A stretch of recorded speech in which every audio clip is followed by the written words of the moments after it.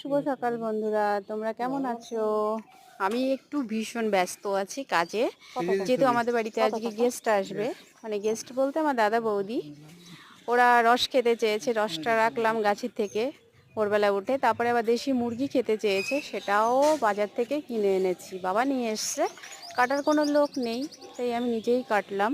আর সেটা ভিডিও করেছে আমার বৌদি, যে ভিডিওটা করি যে আমার ননদ কাটছে। বাড়িতে মুরগি হাঁস মুরগি কাটলে বাজার থেকে মানে কেটেই আনে বাবা, তারপরেও যদি বাজার থেকে করি নিজেরাই কাটি, আমিই কাটি সব কিছু, কারণ আমার এসব নিয়ে আমার ভয় লাগে না কোনো কিছু। যাই হোক, আমি মুরগি টুরগি কেটে পরিষ্কার করে, এবার মুরগিটা না প্রচণ্ড তেল হয়েছে। বাবা বলছে যে উপর থেকে ছালটা ফেলে দিবি না, ওটা গরম জল করেছে মা, সেটা দিয়ে আবার পরিষ্কার করলাম পশমগুলো করে, তারপরে মুরগিটা নিয়ে কাটতে বসলাম। যাই হোক, এটুকুনই করলাম। তারপরে আরও বৌদিদের সাথে এখন বর্ডার দেখতে যেতে হবে, বৌদিরা এসছে অনেক দিন পরে বর্ডার দেখার জন্যে।